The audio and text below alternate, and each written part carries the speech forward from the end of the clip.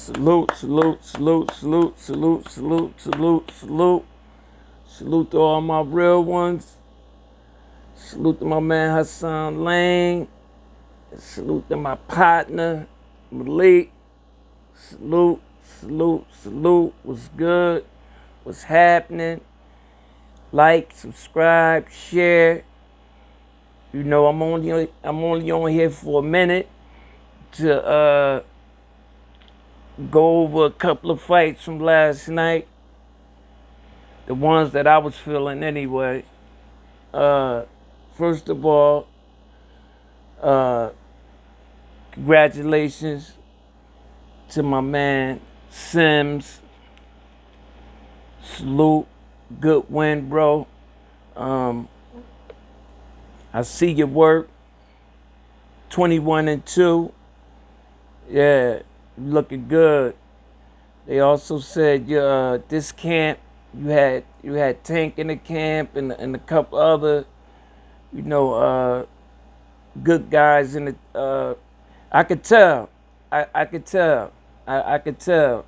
You was sharp. You was sharp. You was super sharp. You know, I seen your last one, and you look a little different as far as with your sharpness. You was very accurate. Very accurate. Good fight. That guy was tough too. I think his name was Pete something. He was tough. He was very tough. He was tough. But you did what you had to do, and you got him out of there. So salute, man. Keep pushing to be great, bro. You'll get that title. The guys you called out, I can't see them beating you. I can't see it. So keep pushing, man. I wanna talk about Victor Ortiz Jr.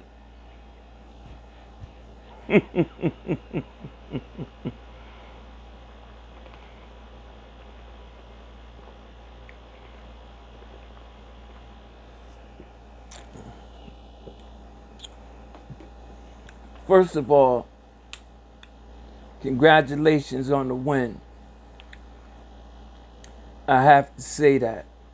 I think that's only right. Congratulations on the win. And before the fight came on yesterday, we did a live show, and I was talking about Ortiz and how, he was 21-0, 21 knockouts, but I couldn't name, too many fighters who he fought. And I was just being totally honest. I really couldn't. Then last night, he fought that tough guy.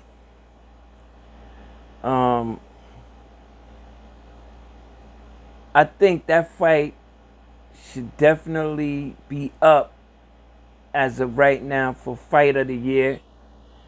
I'm not gonna take nothing away from that. It's only one fight that came close to that fight, and it was the way Frank Martin got knocked out. It's a difference. Knockout of the year and Fight of the Year, because Victor Ortiz fought from the first round to the last. And for all y'all that say he didn't get dropped, he clearly got dropped. Clearly. Every time he went down, he got hit. He tried to say he stepped on the guy's foot, but I'm not going to make up no excuses. You can't. You got hit and went down, bam. That was the second time. First time you got hit clean, boom, went down. But for the life of me, I don't understand how you get dropped twice, 2 different rounds, and you win the fight. And that was a tough fight.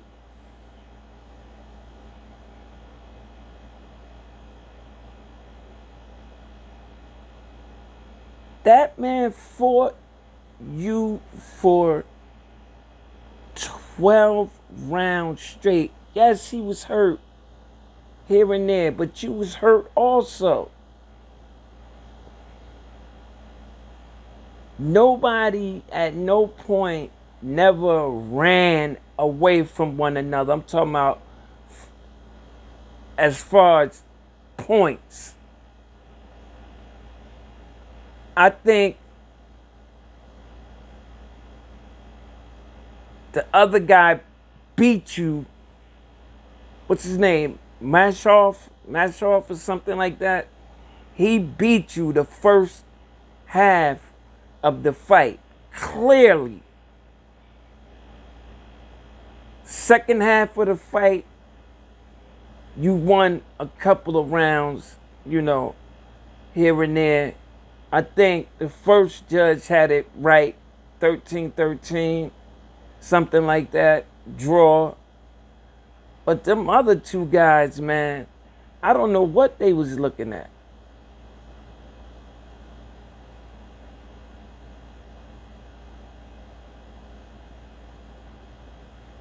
Now, you finally have a world title. Finally got the world title after 8 years.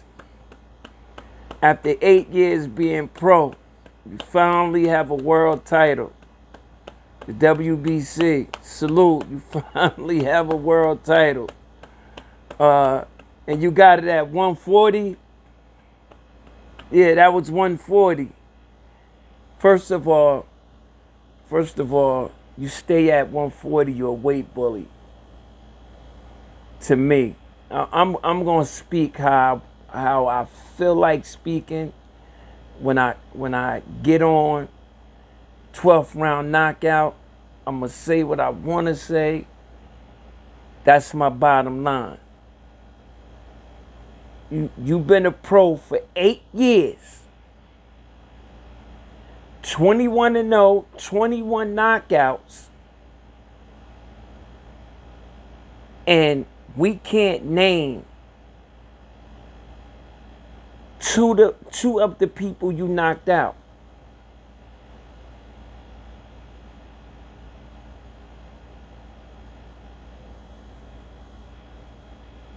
And then you said something about Bud last night. Yeah, I think Bud, he's the best in the world. Ooh, wow, ooh, ooh, wow, ooh. Fam, you've been running from Bud your whole career. You've been running from Bud Crawford your whole career. Then you say you want the winner of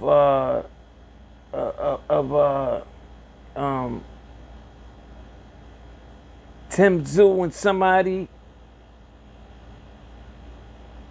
Bro, I honestly can't wait to see you fight the elite now. But what I'm confused at is you won your title at 140. You talking about guys at 147 and 154. You won your title at 140 last night.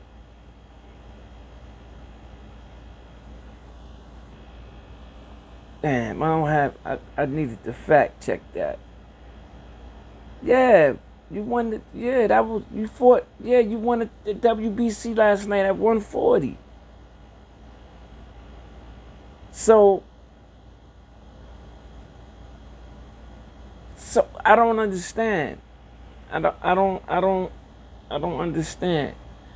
I fact check it. Um, I'll fact check it when I'm finished. But what I'm saying is that um, it was a damn good fight. It was a brutal fight. Um, your face looked like you was in a fight, and I'm not being hard on Ortiz Jr. or anything like that. I love the sport of boxing. You know, I'm not into that. You know, the black and white thing, black and Latino thing. We all know what it's hitting for. You know, what's already known don't need to be talked about. We know what's really, you know, uh, we runners, we don't like to stand there and fight. Well, let me say this. Because our styles is slick and moving and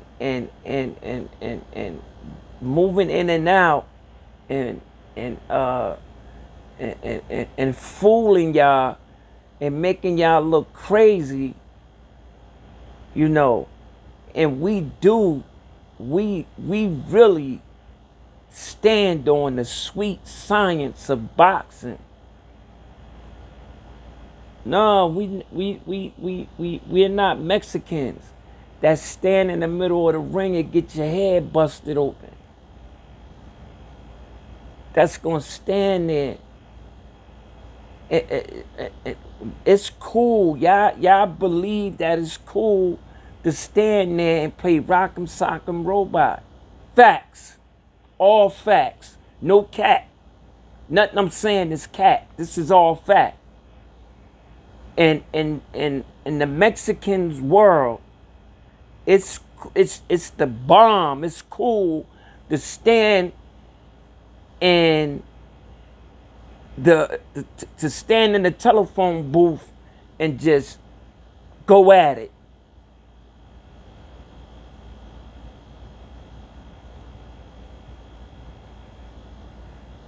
That's why we beat the shit out of y'all all the time. All the time. For the most part, that's why we run boxing. For the most part. For the most part. We can't help it if we go by hit and don't get hit. We can't help that. We can't help that. That after it's all said and done, we want to have a life with our family and enjoy life instead of sitting up there punch drunk. Yeah. So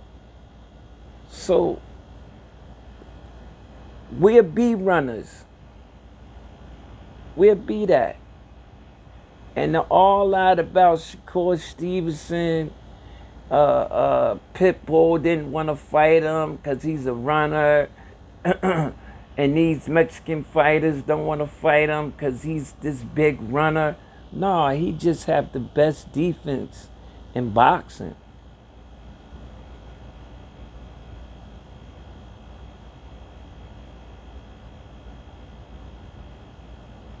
No cat.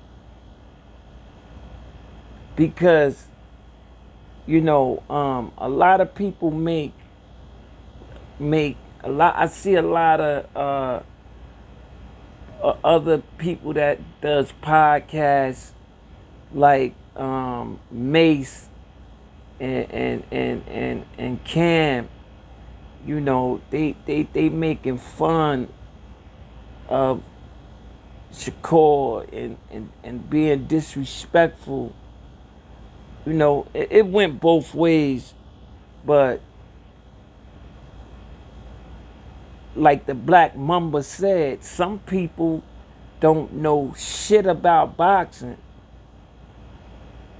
because it's a method to what Shakur does. And if you don't know nothing about boxing, yeah, you're going to think he's running, but he's really not running.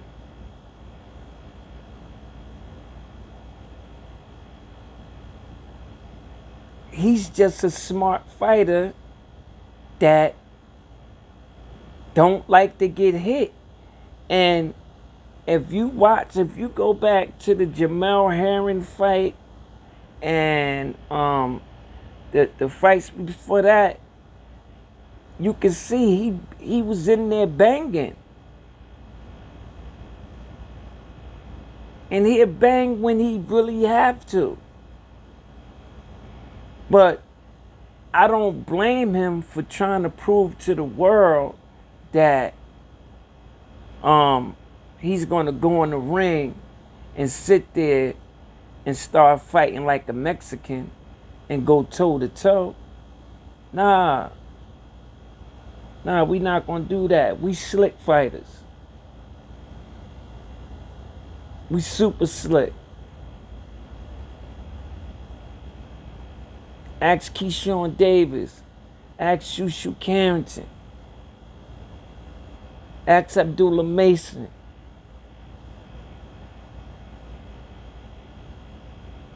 Ask them guys. That's coming up right now. Pause.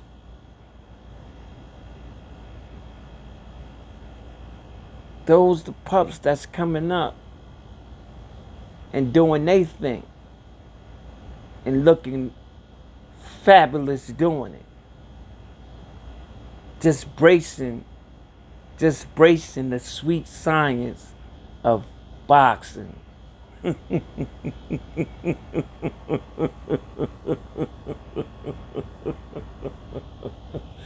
Real rap. Just embracing the sweet science of boxing. Just being slick about it. You know what I mean? Being slick about it. You know.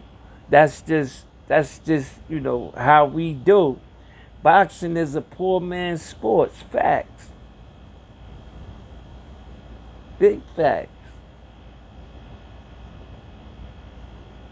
Most people that's in boxing is high school dropouts and, you know, come from broken up family. You know, just like, yeah. Yeah, and we as black people, if we can get out there and fight for 11 years and hit and not get hit and be slick and win world titles and make few millions while doing it, that's what we gonna do, man. But back to Ortiz. I'm excited to see, and when I say it, I mean it. I'm excited to see your future. I'm excited to see his future. So